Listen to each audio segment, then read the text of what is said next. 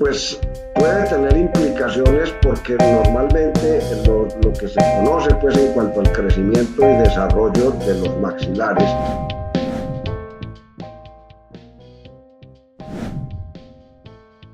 dice que el maxilar superior crece aproximadamente hasta los 14 años de edad y la mandíbula crece hasta los 18 años de edad. Sin embargo, en las recomendaciones de tratamiento de estas lesiones de las fracturas de los huesos, por ejemplo, en fracturas de cóndilo no recomiendan hacer osteosíntesis, en fracturas de cuerpo mandibular tampoco, y en los huesos maxilares, en fracturas LeFort 1, LeFort 2 o LeFort 3, no presentan ninguna contraindicación para hacer estas placas pues estas osteosíntesis con estas placas intraalveolares o intramaxilares, perdón, y realmente, pues yo no tengo la respuesta exacta y no conozco si ha habido estudios que hayan pues, verificado si estas fracturas impiden pues, o alteran el factor de crecimiento. Yo pensaría que el crecimiento de los huesos maxilar superior y maxilar inferior,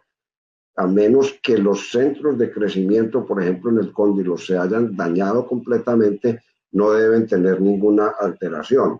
En el caso del maxilar superior, por ejemplo, el maxilar crece en 3 direcciones: crece en altura, en anchura y en profundidad.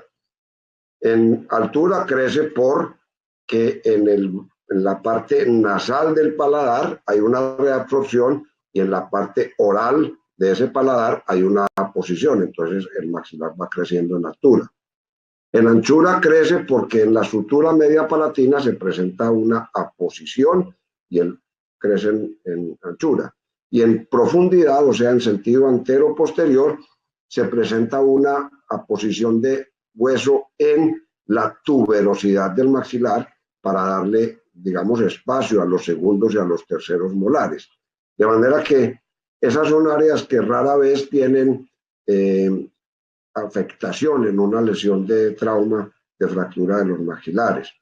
En la mandíbula, las fracturas de la rama o del cuerpo mandibular no son tan frecuentes, pero cuando se presentan, generalmente tienen una cicatrización bastante favorable que no alteran en mayor parte este crecimiento de los huesos.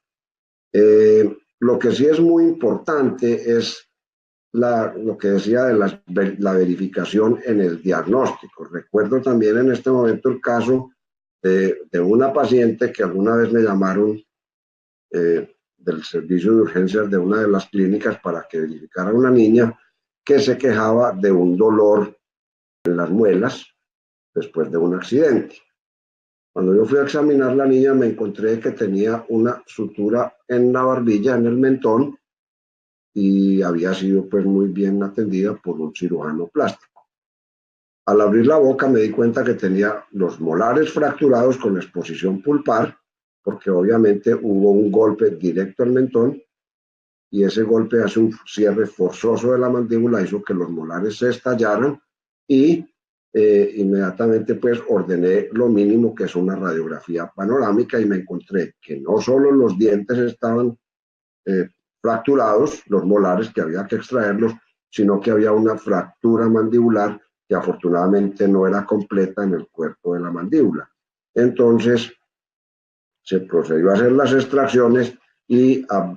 controlar la cicatrización de esa fractura y no hubo pues absolutamente ninguna complicación. Lo que sí es probable que en algunos de esos casos suceda es que si la fractura mandibular está en el camino o en el patrón de erupción de algunos de los dientes permanentes, es posible que estos dientes tengan alguna alteración o en la erupción o en su formación dentaria y se lleguen a perder.